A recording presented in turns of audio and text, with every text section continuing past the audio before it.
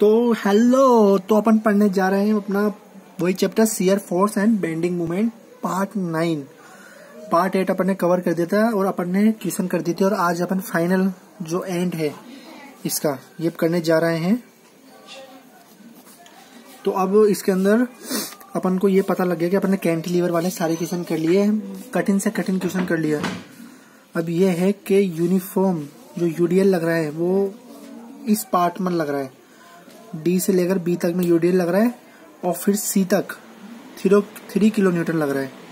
अब अपन को सॉल्व करना है, तो अपन सॉल्व करते हैं। और तो अब कैसे करना है, वही शियर फोर्स लिखते हैं इधर। अब देखो इतनी सी जगह में सॉल्व करते हैं, डायग्राम दिख रहा है, डायग्राम देखते रहो। तो शियर फोर्स के लिए सबसे पहले जो हमने हमेशा आपको हर पार्ट में आपको बोला है कि क्या करना है, सबसे पहले ये लाइनें ड्रॉ कर लेनी है। ये साइन कन्वेंशन है और ये दिमाग में होना ही चाहिए। ये वाला जो साइन है पॉजिटिव और ये वाला नेगेटिव, और इसको कैसे याद करना है आपको पार्ट 1, पार्ट 2, पार्ट 3 हर पार्ट में बताया, और इसमें भी बताएंगे कि वो अपवर्ड, डाउनवर्ड और देन इसका मिरर। अब स्टार्ट करते हैं। तो आपको जल्दी जल्दी आ गया होगा, अपन ने भी इतने क्वेश्चन कर लिए तो आपको पता लग गया कि किस तरह स्टार्ट करना है। तो अब देखो शियर फोर्स एट बी, क्या शियर फोर्स का होता है डायरेक्ट लोड बताता है। तो अब इधर देखते हैं अपन शियर फोर्स एट बी।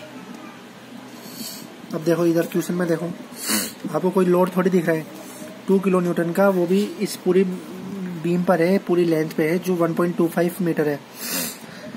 लेकिन ये भी अगर इसको भी पॉइंट लोड बनाए तो ये भी सेंटर पे आ जाएगा, तो मतलब बी पे कोई लोड है नहीं, तो बी पे शियर फोर्स हो गया 0। क्यों हो गया इसकी वजह पता लग गई।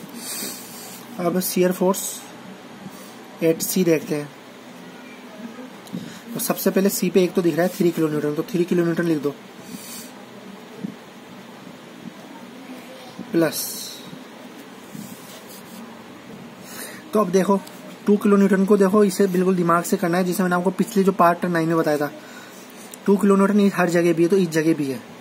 अब देखो इस जगह पे है, तो अगर अपन इन दोनों चीज को लें, सी और बी को लें, तो पॉइंट जो अपना यूडीएल है वो सी से बी तक लग रहा है। अब सी से बी तक लग रहा है तो अपन इसको यूडीएल बना देते हैं। सी से बी के लिए अपन इसको पॉइंट लोड बना देते हैं, मतलब समझे, सी टू बी लग रहा है, सी टू बी यूडीएल लग रहा है। देखो सी टू बी भी यूडीएल लग रहा है क्योंकि पूरी लेंथ पे। अगर अपन सी टू बी को, इस यूडीएल को पॉइंट लोड बना देते हैं, तो ये आ जाएगा कहां पर, मिड पॉइंट पे। ठीक है, तो मिड पॉइंट के लिए मैंने आपको बताया क्या होता है, लेंथ से मल्टीप्लाई कर देते हैं। जैसे 2 है तो ब्रैकेट में 2 मल्टीप्लाई 2 मल्टीप्लाई 0.25 मल्टीप्लाई कर देंगे, और पॉजिटिव का आएगा क्योंकि अपन ने देख रखा है कि ये जो लाइन है ऐसे नीचे है, ये नीचे है, मतलब डाउनवर्ड दिख रहा है इसमें, तो ये पॉजिटिव है।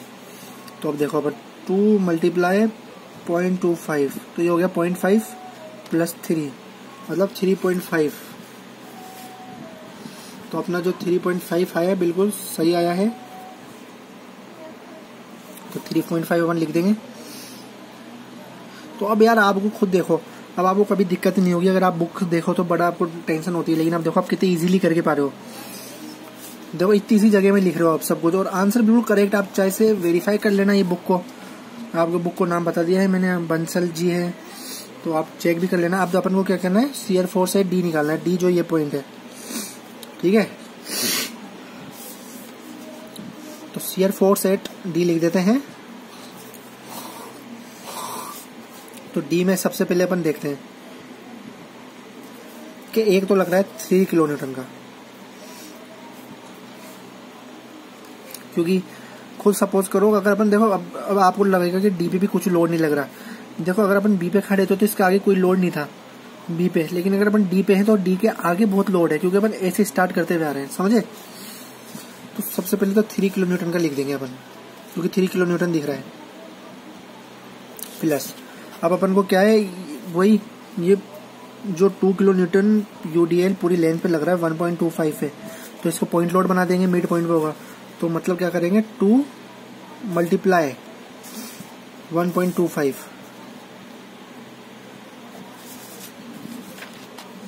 तो अपन ने करा 2 मल्टीप्लाई 1.25 प्लस 3 मतलब 5.5 आ गया। तो 5.5 बिल्कुल करेक्ट, बिल्कुल करेक्ट है, बिल्कुल कुछ गलती नहीं इसमें। 5.5 किलो न्यूटन। अब अपन बात करते हैं शियर फोर्स एट ए की। जो ए ये पॉइंट दिख रहा है ना, शियर फोर्स एट ए। तो अभी शियर फोर्स एट ए में बहुत अच्छा लॉजिक है, समझना। देखो शियर फोर्स एट ए में बात करते हैं तो देखो इधर 3 किलो न्यूटन है और जो ये 2 किलो न्यूटन लग रहा है वो सिर्फ इसकी लेंथ पे लग रहा है, मतलब मिड पॉइंट पे लग रहा है।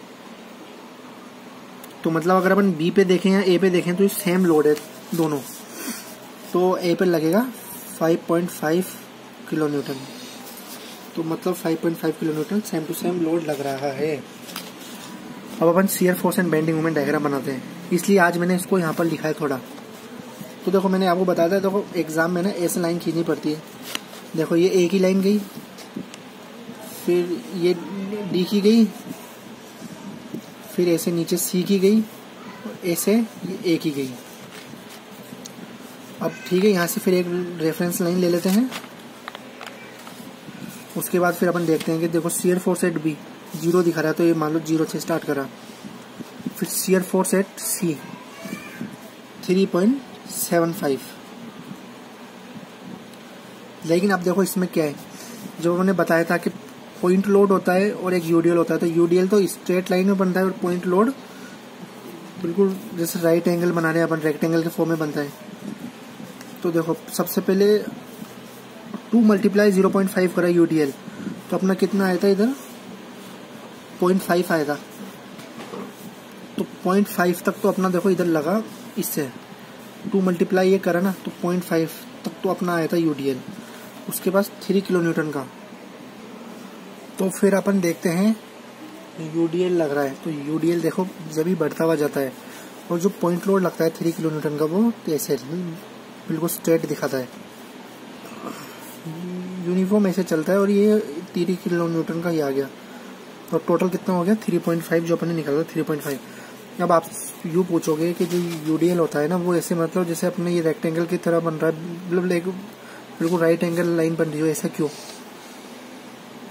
और यूनिफॉर्म ऐसा क्यों? देखो अब इसलिए ये ऐसा होता है क्योंकि यूनिफॉर्म अपन ने बात करी थी यहाँ पर यूनिफॉर्म, तो यूनिफॉर्म क्या पूरे इस बीम पे लग रहा है। अपन ने पॉइंट लोड मान के तो सोल्व करा है, लेकिन ये पूरी बीम पे लग रहा था यूनिफॉर्म।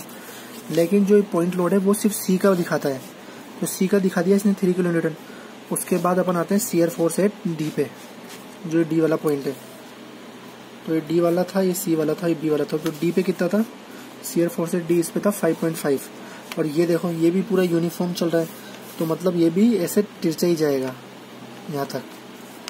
तो ये आ गया अपना कितना 5.5। अब उसके बाद देखो अब यहाँ आती है चेंजेस। शियर फोर्स एट ए 5.5 है, लेकिन देखो इधर यूनिफॉर्म नहीं लग रहा, लोड तो है लेकिन यूनिफॉर्म नहीं है, तो ये हो जाएगा स्ट्रेट लाइन। तो 5.5, तो ये इस तरह बना। देखो सबसे पहले ये ऐसे चला, थोड़ा टेढ़ा चला, फिर बिल्कुल सीधा हो गया, फिर टेढ़ा चला, फिर ऐसा हो गया। अब इसमें मैंने बढ़ाया क्यों नहीं, इसमें देखो समान 5.5 लोड इधर है तो 5.5 लोड इधर है, इसलिए इसमें इक्वल रहा बिल्कुल। अब इसमें ये मत सोचना कि इसमें तिरछा क्यों नहीं हुआ, इसमें ऊपर क्यों नहीं हुआ। ऊपर इसलिए नहीं हुआ क्योंकि शियर फोर्स एट डी पे भी 5.5 था और शियर फोर्स एट ए पे भी 5.5 ही था। तो ये चीज हो गई। अब उसके बाद अपन करते हैं बेंडिंग मोमेंट। तो बेंडिंग मोमेंट के लिए वही, अब इसकी लाइनों को वापस से नीचे ले जाओ, इसकी लाइनों को नीचे ले जाओ और सी पॉइंट की लाइन को भी नीचे ले जाओ और बी पॉइंट की लाइन को भी नीचे ले जाओ। ठीक है, अब आओ इधर क्वेश्चन में। तो बेंडिंग मोमेंट निकालने के लिए क्या करना होता है, बेंडिंग मोमेंट निकालने के लिए अपन को पता होनी चाहिए फोर्स इनटू परपेंडिकुलर डिस्टेंस। तो शियर फोर्स एट बी की बात करें तो फोर्स तो मिल जाएगा, मान लो कैसे ना कैसे ये लेकिन परपेंडिकुलर डिस्टेंस नहीं मिलेगी। तो ऑब्वियस सी बात है कि शियर फोर्स एट बी 0 होगा। तो देखो शियर फोर्स एट बी 0 यहाँ से स्टार्ट होगा। तो हॉगिंग और सैगिंग मैंने आपको बताया ही। बेंडिंग मोमेंट में ये चीज़ अपन रखते हैं, ये दो ऊपर की तरफ है तो पॉजिटिव और दो नीचे की तरफ है तो नेगेटिव। तो ये दोनों नीचे की तरफ जा रहे हैं इससे, तो ये नेगेटिव। हॉगिंग हो रही है कि सैगिंग हो रही है, इससे पता लगता है। अब शियर फोर्स एट सी देखते हैं। तो सी देखते हैं तो 2 किलो न्यूटन इधर आया 0.25 पे। तो फोर्स कितना हुआ टोटल पॉइंट लोड इसमें? तो पॉइंट लोड इसमें हुआ शियर फोर्स एट सी पे। देखो अभी इधर का सॉरी बेंडिंग मोमेंट एट सी पे। तो बेंडिंग मोमेंट एट सी पे देखो 2 × 0.25, मतलब इसको अपन इधर लाए क्योंकि इधर भी लग रहा है। तो अपन ने इसको पहले तो कर लिया क्या पॉइंट लोड। तो पॉइंट लोड करते हैं तो देखो इधर अपन ने सॉल्व करा था 2 × 0.25 करते हैं तो 0.5 होता है। तो 0.5 तो हो गया ये मल्टीप्लाई। अब इस जगह आ गया अपना 0.5 सपोज करो। तो अब इसकी डिस्टेंस भी तो लेनी पड़ेगी क्योंकि अपन सी पे देख रहे हैं। तो force into perpendicular distance, perpendicular distance कितनी 0.25/2, 0.25 डिवाइडेड बाई 2, मतलब मल्टीप्लाई करना है अपन को इस चीज को किससे मल्टीप्लाई करना है 0.125 से। तो 125 से मल्टीप्लाई करते हैं 0.5 को, तो ये आ गया 0.0625, 0.0625 और बिल्कुल नेगेटिव का आएगा क्योंकि ये हैगिंग हो रही है और बिल्कुल सही आया है 0.0625। आप बुक से रेफर भी कर लेना करना चाहो तो, वरना जो बताया है वो बिल्कुल करेक्ट है। तो अब सी पॉइंट पे लगा देते हैं। अब देखो सी पॉइंट पे ये रहे अपन, सी पॉइंट पे 0.625 नेगेटिव। तो ये ऐसे जा रहा है पैराबोला। अब ये मत बोलना कि ना इसके अंदर पॉइंट लोड का क्या सीन आया। इसमें पॉइंट लोड का इसलिए सीन नहीं आया क्योंकि अपन सी पे खड़े थे। तो सी के जो आगे जितना लग रहा था ना, क्योंकि force into perpendicular distance bending moment वो बताता है। 3 किलो न्यूटन इसको इफेक्ट नहीं कर रहा था अभी बेंडिंग मोमेंट में। अभी 3 किलो न्यूटन करेगा डी पार्ट पे, डी में ऐड हो जाएगा देखना अब। तो अपन शियर फोर्स एट डी की बात करते हैं। तो मैं इस जगह करता हूँ, वो डायग्राम देखना चाहिए। शियर फोर्स एट डी की बात करते हैं, वो इस जगह करते हैं तीसरी जगह में। तो देखो शियर वो bending moment at D, shear force नहीं बेंडिंग मोमेंट एट डी की बात करते हैं। तो सबसे पहले 3 किलो न्यूटन मल्टीप्लाई 1 मीटर, तो 3 किलो न्यूटन आ गया फोर्स इंटू परपेंडिकुलर डिस्टेंस। फिर उसके बाद प्लस 2 को अपन बनाते हैं पॉइंट लोड, तो 2 × 1.25। अब जल्दी जल्दी करना है, 2 × 1.25 तो 2.5, 2 × 1.25 तो 2.5।